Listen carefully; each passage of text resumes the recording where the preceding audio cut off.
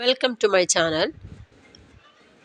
കേട്ടറ്റ് exam എഴുതുന്നവർക്ക് വേണ്ടി social സയൻസിൻ്റെ മുൻവർഷ ചോദ്യങ്ങൾ ഉൾപ്പെടുത്തിയ ഒരു വീഡിയോ ആണിത്. വീഡിയോ നിങ്ങൾക്ക് ഉപകാരപ്രദമാണെങ്കിൽ ലൈക്കും സബ്സ്ക്രൈബും ചെയ്യണേ. നമുക്ക് വീഡിയോയിലേക്ക് പോകാം. ഒന്നാമത്തെ ചോദ്യം ഇതാണ്: നളന്ദ സർവകലാശാല സ്ഥാപിച്ച രാജവംശത്തിൻ്റെ പേരെഴുതുക. ആൻസർ ഓപ്ഷൻ സി, ഗുപ്തന്മാർ. മൗര്യഭരണത്തിന് തകർച്ചയ്ക്ക് ശേഷം AD 4-ാം നൂറ്റാണ്ടോടെ ഗംഗാതടത്തിൽ ഉയർന്നുവന്ന രാജവംശമാണ് ഗുപ്ത രാജവംശം. ഗുപ്ത രാജവംശത്തിൻ്റെ സ്ഥാപകൻ ശ്രീഗുപ്തനാണ്. എന്നാൽ ഗുപ്ത സാമ്രാജ്യ സ്ഥാപകൻ എന്നറിയപ്പെടുന്നത് ചന്ദ്രഗുപ്തൻ ഒന്നാണ്. ഗുപ്തന്മാരുടെ ഔദ്യോഗിക ഭാഷ സംസ്കൃതമാണ്. ഗുപ്തന്മാരുടെ ഔദ്യോഗിക മുദ്ര ഗരുഡനാണ്. ഗുപ്തന്മാരുടെ തലസ്ഥാനം പ്രയാഗാണ്. ഗുപ്തവർഷം ആരംഭിക്കുന്നത് AD 320-ലാണ്. ചന്ദ്രഗുപ്ത I അധികാരത്തിൽ വന്ന വർഷമാണ് AD 320. ഇതാണ് ഗുപ്തവർഷം എന്നറിയപ്പെടുന്നത്. ചന്ദ്രഗുപ്ത വന്നതിന് ശേഷം അധികാരത്തിൽ വന്ന ഗുപ്തരാജാവാണ് സമുദ്രഗുപ്തൻ. തെക്കേ ഇന്ത്യയിൽ ആക്രമണം നടത്തിയ ഗുപ്ത ഭരണാധികാരിയാണ് സമുദ്രഗുപ്തൻ.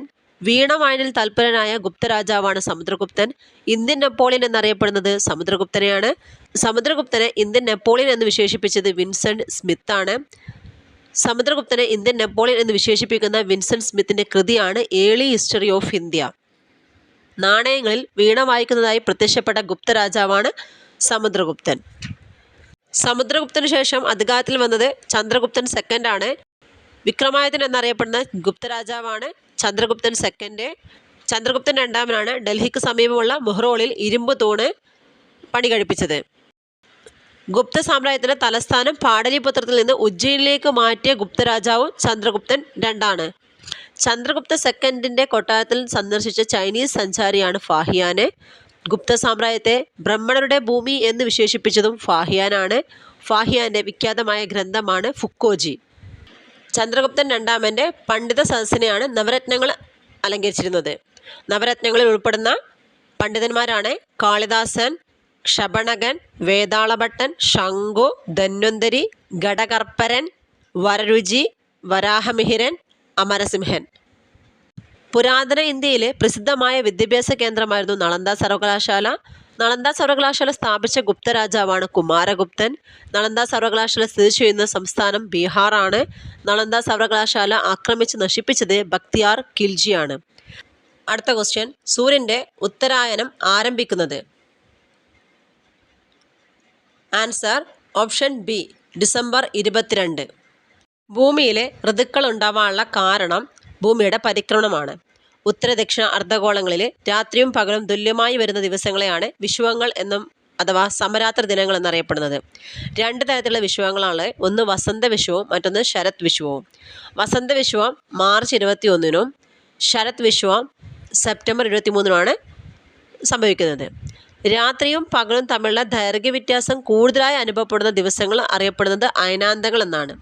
രണ്ട് തരത്തിലുള്ള അയനാന്തങ്ങളുണ്ട്. കർക്കിട അയനാന്തം അഥവാ ഗ്രീഷ്മ അയനാന്തം അഥവാ ഉത്തര അയനാന്തം എന്നറിയപ്പെടും.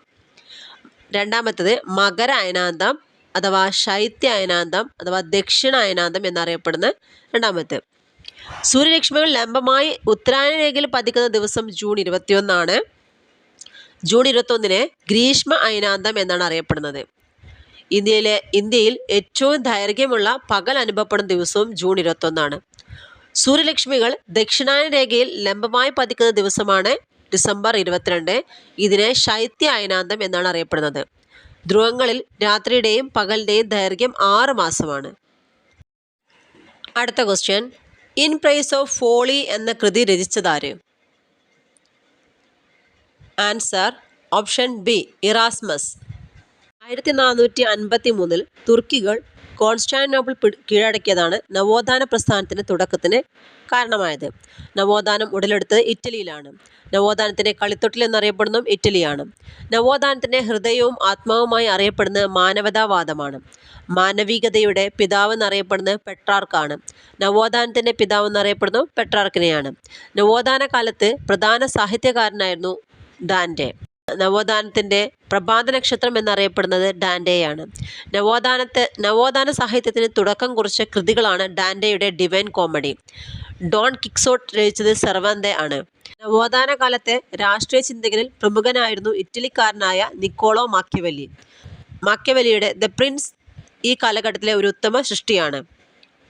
നവോത്ഥാന കാലഘട്ടത്തിൽ ഇംഗ്ലണ്ടിൽ ജനിച്ച വ്യക്തിയാണ് ഷേക്സ്പിയർ. ഷേക്സ്പിയർ ജനിച്ചത് 1564 ഏപ്രിൽ 23-നാണ്. അതുകൊണ്ട് ഏപ്രിൽ 23 ലോക പുസ്തക ദിനമായിട്ട് ആചരിക്കുന്നു. ഇറാസ്മസ് എഴുതിയ പുസ്തകമാണ് In price of Folly. Geoffrey ജാസിൻ്റെ കൃതിയാണ് കാൻറ്റർബറി ടൈൽസ്. പെട്രാർക്കിൻ്റെ ലോറ എന്ന കൃതിയാണ്. നവോത്ഥാന കലകളിൽ ഏറ്റവും ശ്രദ്ധേയമായ കല ചിത്രകലയാണ്. നവോത്ഥാന കാലഘട്ടത്തിലെ പ്രസിദ്ധനായ ചിത്രകാരനായിരുന്നു ലിയോനാർഡോ ഡാവിഞ്ചി. അന്ത്യത്താഴം, മൊണാലിസ എന്നിവ ലിയോനാർഡോ ഡാവിഞ്ചിയുടെ പ്രസിദ്ധമായ ചിത്രങ്ങളാണ്. ആവിയന്ത്രം, അന്തർവാഹിനിയും വിമാനവും ഭാവനയിലൂടെ ആദ്യമായി വരച്ച ചിത്രകാരനാണ് ലിയോനാർഡോ ഡാവിഞ്ചി. മൈക്കൽ ആഞ്ചലോയുടെ പ്രസിദ്ധമായ ശില്പങ്ങളാണ് പിയാത്ത, ദാവീദ്, മോസസ്.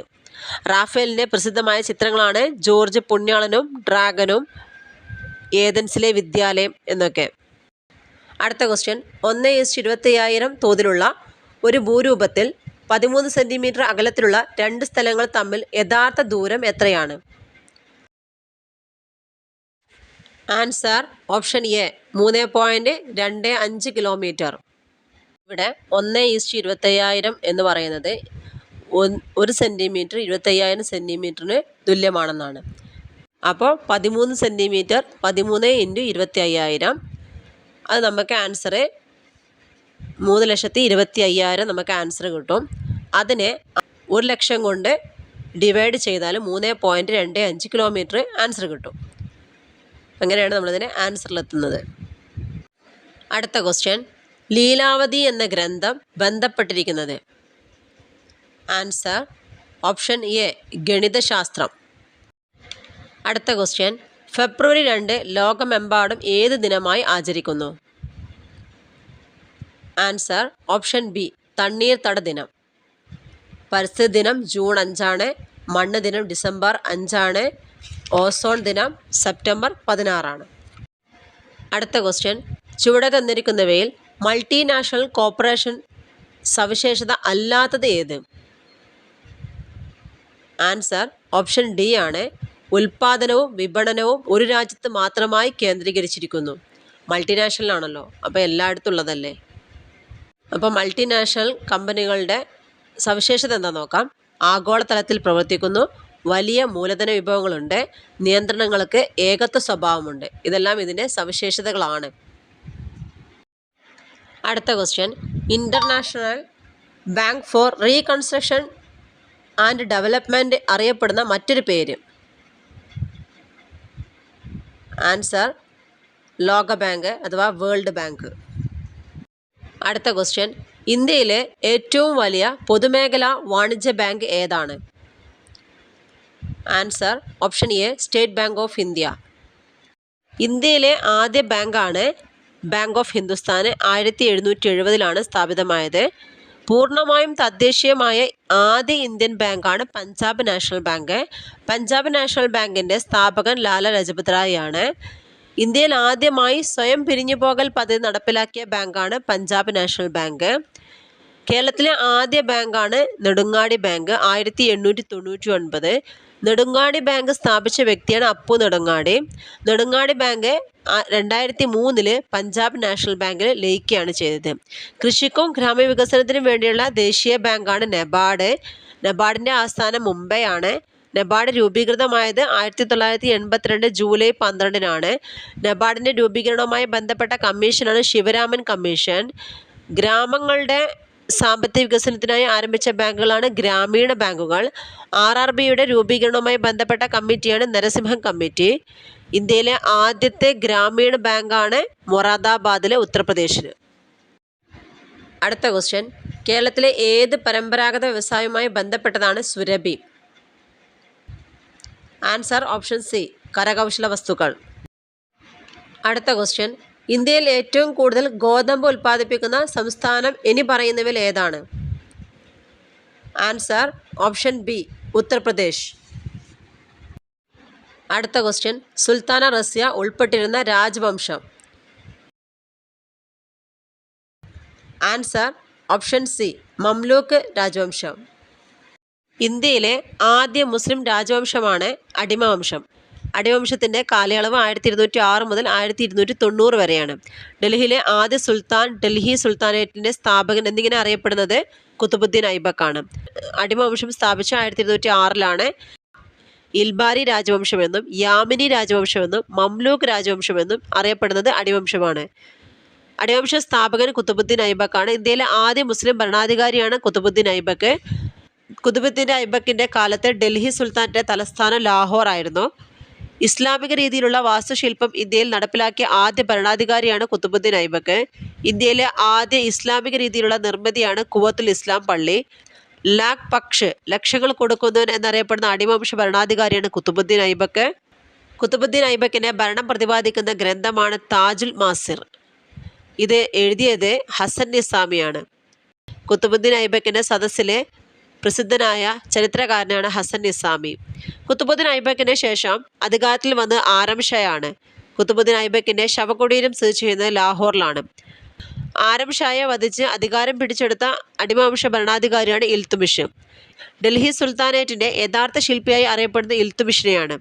കുത്തുബ് മിനാറിൻ്റെ പണി ആരംഭിച്ച ഭരണാധികാരി കുത്തുബുദ്ദീൻ ഐബക്കും കുത്തുബ് മിനാറിൻ്റെ പണി പൂർത്തിയാക്കിയത് ഇൽത്തുമിഷുമാണ്. കുത്തുബ് മിനാറിൻ്റെ പ്രവേശന കവാടമാണ് അലൈ ദർവാസ. ഇൽത്തുമിഷ് പുറത്തിറക്കിയ നാണയങ്ങളാണ് തങ്ക എന്ന വെള്ളി നാണയവും ജിറ്റാൾ എന്ന ചെമ്പ് നാണയവും. നാണയങ്ങളിൽ ഖലീഫയുടെ പ്രതിനിധിയാണ് താൻ എന്ന് രേഖപ്പെടുത്തിയ സുൽത്താനാണ് ഇൽത്തുമിഷ്.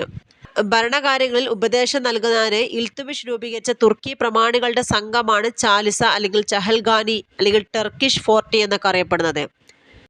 ഇൽത്തുമിഷിൻ്റെ ഭരണകാലത്ത് ഇന്ത്യ ആക്രമിച്ച മംഗോളിയൻ ഭരണാധികാരിയാണ് Genghis Khan. Genghis Khan India ആക്രമിച്ചത് 1221 ചെങ്കിസ് ഖാൻ്റെ യഥാർത്ഥ പേര് തെമിജുൻ എന്നാണ്. ഇൽത്തുമിഷിനെ തുടർന്ന് അധികാരത്തിൽ വന്ന വനിതാ ഭരണാധികാരിയാണ് റസിയ സുൽത്താന. ഡൽഹി ഭരിച്ച ഏക വനിതാ ഭരണാധികാരിയാണ് റസിയ സുൽത്താന. ഇന്ത്യയിലെ ആദ്യ മുസ്ലിം വനിതാ ഭരണാധികാരി എന്നറിയപ്പെടുന്നതും റസിയ സുൽത്താനയാണ്. അടിമവംശത്തിലെ ഏറ്റവും കഴിവുറ്റ ഭരണാധികാരിയായിരുന്നു ബാൽബൻ. ഡൽഹി സിംഹാസനത്തിലെ ഉരുക്കു മനുഷ്യൻ എന്നറിയപ്പെടുന്നതും ഉല്ലു ഖാൻ എന്ന പേരിൽ അറിയപ്പെടുന്നതും ബാൽബനെയാണ്. ദൈവത്തിൻ്റെ പ്രതിപുരുഷൻ എന്ന് സ്വയം വിശേഷിപ്പിച്ച ഭരണാധികാരിയാണ് ബാൽബൻ. രാജാധികാരം ദൈവദത്തമാണ് എന്ന് വിശ്വസിച്ചിരുന്ന ഭരണാധികാരിയാണ് ബാൽബൻ. രാജാവ് ദൈവത്തിൻ്റെ നിഴലാണെന്ന് വിശ്വസിച്ചതും ബാൽബനാണ്. രണ്ടാം അടിമവംശ സ്ഥാപകൻ എന്നറിയപ്പെടുന്നതും ഗ്യാസുദ്ദീൻ ബാൽബനെയാണ്. സിജ്ദ, രാജാവിൻ്റെ മുമ്പിൽ സാഷ്ടാംഗം പ്രണാമം, പൈബോസ്, രാജാവിൻ്റെ പാദം ചുംബിക്കൽ എന്നീ ആചാരങ്ങൾ നടപ്പിലാക്കിയത് ബാൽബനാണ്. നൗറോസ് എന്ന പേർഷ്യൻ പുതുവത്സരാഘോഷം ആരംഭിച്ചതും ബാൽബനാണ്. കൊട്ടാരത്തിൽ തമാശയും ചിരിയും നിരോധിച്ച ഭരണാധികാരിയും ബാൽബനാണ്. നിണവും ഇരുമ്പും എന്ന നയം സ്വീകരിച്ച അടിമവംശ സുൽത്താനാണ് ബാൽബൻ. ചാലിസ അഥവാ ടർക്കിഷ് ഫോർട്ടുകളെ നിരോധിച്ച അടിമവംശ ഭരണാധികാരിയാണ് ബാൽബൻ. കൃഷി വ്യാപിക്കുന്നതിന് വേണ്ടിയിട്ട് ബാൽബൻ കർഷകർക്ക് വീതിച്ചു കൊടുത്ത പ്രദേശമാണ് ദവാബ് പ്രദേശം. ബാൽബൻ്റെ കൊട്ടാരം അറിയപ്പെടുന്നത് ചുവന്ന കൊട്ടാരം എന്നാണ്. ബാൽബൻ്റെ ശവകുടീരം സ്ഥിതി ചെയ്യുന്നത് മൊഹ്റൗളിലാണ്. അടുത്ത ചോദ്യം, താഴെ തന്നിരിക്കുന്നവയിൽ പ്രത്യക്ഷ നികുതി ഏതാണ്? ആൻസർ ഓപ്ഷൻ സി വ്യക്തിഗത വരുമാന നികുതി. കേന്ദ്ര സംസ്ഥാന സർക്കാരുകളുടെ പ്രധാന വരുമാന മാർഗമാണ് നികുതികൾ. നികുതികളെ രണ്ടായി തരംതിരിച്ചിരിക്കുന്നത് പ്രത്യക്ഷ നികുതിയെന്നും പരോക്ഷ നികുതിയെന്നും. നികുതി ചുമത്തപ്പെടുന്ന ആൾ നേരിട്ട് നൽകുന്ന നികുതിയാണ് പ്രത്യക്ഷ നികുതി. ഉദാഹരണത്തിന് ആദായ നികുതി, ഭൂനികുതി, കോർപ്പറേഷൻ നികുതി എന്നിവയൊക്കെയാണത്. ഒരാളുടെ മേൽ ചുമത്തപ്പെടുന്ന നികുതി ഭാഗികമായോ പൂർണ്ണമായോ മറ്റൊരാൾ നൽകേണ്ടി വരുന്ന നികുതികളാണ് പരോക്ഷ നികുതി. വിൽപ്പന നികുതി, എക്സൈസ് തീരുവ, കസ്റ്റംസ് തീരുവയൊക്കെ ഇതിൽ ഉൾപ്പെടുന്നതാണ്. ഗുഡ്സ് ആൻഡ് സർവീസ് ടാക്സ് എന്നാണ് GSTയുടെ ഫുൾ ഫോം. GSTയുടെ മോട്ടോയാണ് one nation, one tax, one market. GST bill Rajya Sabha പാസ്സാക്കിയത് 2016 ഓഗസ്റ്റ് 3 101ാമത് ഭേദഗതി ആക്ട് പ്രകാരം 2016 GST പാസ്സാക്കിയത്. 122ാമത് ഭേദഗതി ബില്ലാണ്. GST ഉദ്ഘാടനം ചെയ്ത് പ്രണബ് മുഖർജിയും നരേന്ദ്രമോദിയുമാണ്. 2017 ജൂൺ 30 അർദ്ധരാത്രിയാണ് ഇത് ഉദ്ഘാടനം ചെയ്തത്. നിലവിൽ വന്നത് 2017 ജൂലൈ 1 GST ആദ്യം നടപ്പിലാക്കിയ രാജ്യം ഫ്രാൻസ് ആണ്. 1954 അടുത്ത ക്വസ്റ്റ്യൻ, ഛത്രപതി എന്ന പേര് സ്വീകരിച്ചത് ആര്? Answer option B Shivaji. Maratha സാമ്രാജ്യത്തിൻ്റെ സ്ഥാപകനാണ് ശിവജി. മറാത്ത സാമ്രാജ്യത്തിലെ ഏറ്റവും ശക്തനായ ഭരണാധികാരിയും ശിവജിയാണ്. ശിവജിയുടെ ഗുരുവായിരുന്നു ദാദാജി കൊണ്ടദേവ്. ശിവജിയുടെ തലസ്ഥാനം റായ്ഗഡ് ആയിരുന്നു. ശിവജി ഛത്രപതി എന്ന സ്ഥാനപ്പേര് സ്വീകരിച്ച വർഷം 1674 റായ്ഗഡിൽ വെച്ചിട്ടായിരുന്നു. ഹൈന്ദവ ധർമ്മോദ്ധാരക എന്ന സ്ഥാനപ്പേര് സ്വീകരിച്ച ഭരണാധികാരിയും ശിവജി തന്നെയാണ്. ഗോ ബ്രാഹ്മണൻ പ്രതിപാലക് എന്ന് സ്വയം വിശേഷിപ്പിച്ച ഭരണാധികാരിയാണ് ശിവജി. ശിവജിയുടെ വാൾ ഭവാനി എന്നാണ് അറിയപ്പെടുന്നത്. ശിവജിയുടെ കുതിര പഞ്ചകല്യാണിയാണ്. 1665 പുരന്ദർ സന്ധിയിൽ ഒപ്പുവെച്ചത് ശിവജിയും ഔറംഗസേബിന് വേണ്ടി രാജാ ജയ്സിംഗും ആയിരുന്നു. ശിവജിയുടെ മകനായ സാംബജിയെ വധിച്ച മുഗൾ ഭരണാധികാരിയാണ് ഔറംഗസേബ്. മറാത്ത ഭരണകാലത്ത് പിരിച്ചിരുന്ന പ്രമുഖ നികുതികളാണ് ചൗദ്, സർദേശ്മുഖ് എന്നിവ. അഷ്ടപ്രധാൻ എന്ന ഭരണസമിതി ഉണ്ടായിരുന്ന ഭരണാധികാരിയായിരുന്നു ശിവജി. ശിവജിയുടെ മന്ത്രിസഭയുടെ തലവൻ പേഷ്വയായിരുന്നു. ആദ്യത്തെ പേഷ്വ ബാലാജി വിശ്വനാഥ് ആയിരുന്നു. മറാത്ത സാമ്രാജ്യത്തിലെ ഏറ്റവും പ്രസിദ്ധനായ പേഷ്വയായിരുന്നു ബാജിറാവു I. മറാത്ത സാമ്രാജ്യത്തിന് അന്ത്യം കുറിച്ച യുദ്ധമാണ് മൂന്നാം പാനിപ്പത്ത് യുദ്ധം 1761. മൂന്നാം പാനിപ്പത്ത് യുദ്ധത്തിൽ അഹമ്മദ് ഷാ അബ്ദാലി മറാത്തികളും തമ്മിലാണ് ഏറ്റുമുട്ടിയത്. ശിവജിയുടെ റവന്യൂ മന്ത്രി അറിയപ്പെടുന്നത് അമാത്യ എന്നായിരുന്നു. ശിവജിയുടെ വിദേശകാര്യമന്ത്രി അറിയപ്പെടുന്നത് സുമന്ത് എന്നായിരുന്നു. അടുത്ത ക്വസ്റ്റ്യൻ, ഇന്ത്യയിൽ പെട്രോളിയം ഖനനം ആദ്യം ആരംഭിച്ചത് എവിടെയാണ്? Answer option C, Digboi. ഇന്ത്യയിലെ മുഖ്യ താപോർജ്ജ സ്രോതസ്സും പ്രധാന വ്യാവസായിക ഇന്ധനവുമാണ് കൽക്കരി. ഇന്ത്യയിൽ കൽക്കരി നിക്ഷേപത്തിൽ മുന്നിൽ നിൽക്കുന്ന സംസ്ഥാനമാണ് ജാർഖണ്ഡ്. 95% കാർബൺ അടങ്ങിയിരിക്കുന്ന കൽക്കരിയാണ് ആന്ത്രാസൈറ്റ്. ഇന്ത്യയിലെ പ്രധാന കൽക്കരി ഖനികളാണ് ഝാരിയ, ബൊക്കാറോ, റാണിഗഞ്ച്, കോർബ, താൽച്ചർ. ഇന്ത്യയിൽ ഏറ്റവും പഴയ കൽക്കരി ഖനിയാണ് റാണിഗഞ്ച്, പശ്ചിമ ബംഗാളിലാണ്. ബ്രൗൺ കോൾ എന്നറിയപ്പെടുന്ന ലിഗ്നൈറ്റിനെയാണ്. ഇന്ധനക്ഷമത കുറഞ്ഞ കൽക്കരിയാണ് ലിഗ്നൈറ്റ്. ലിഗ്നൈറ്റ് ഏറ്റവും കൂടുതൽ ഉൽപ്പാദിപ്പിക്കുന്ന സംസ്ഥാനം തമിഴ്നാടാണ്. ഇന്ത്യയിൽ കാണപ്പെടുന്ന പ്രധാന ആണവധാതുക്കളാണ് യുറേനിയം, തോറിയം, ഇൽമനൈറ്റ്, സിർക്കോൺ. ഇന്ത്യയിലെ ഏറ്റവും പഴക്കമേറിയ എണ്ണപ്പാടമാണ് ദിഗ്ബോയ്, അസമിലാണ്. 1901 ഇത് രൂപീകരിച്ചത്. പെട്രോളിയം രൂപം കൊള്ളുന്ന ശിലയാണ് അവസാദശില. ഇന്ത്യയിലെ ഏറ്റവും പഴക്കമേറിയ എണ്ണ ശുദ്ധീകരണശാലയും ദിഗ്ബോയ് ആണ്. ഇന്ത്യയിലെ ഏറ്റവും വലിയ എണ്ണ ശുദ്ധീകരണശാല ജാംനഗർ, ഗുജറാത്തിലാണ്. ഇന്ത്യയിലെ ആദ്യത്തെ പൊതുമേഖലാ എണ്ണ ശുദ്ധീകരണശാലയാണ് ഗുവാഹത്തി എണ്ണ ശുദ്ധീകരണശാല. ഇന്ത്യയിലെ ഏറ്റവും വലിയ പെട്രോളിയം ഖനിയാണ് മുംബൈ ഹൈ. ഇന്ത്യയിലെ ഏറ്റവും വലിയ പ്രകൃതിവാതക റിസർവാണ് Mumbai high. Haldia oil refinery പശ്ചിമ ബംഗാളിലാണ്. ബറൗണി എണ്ണ ശുദ്ധീകരണശാല ബീഹാറിലാണ്. കൊയാലി എണ്ണ ശുദ്ധീകരണശാല ഗുജറാത്തിലാണ്.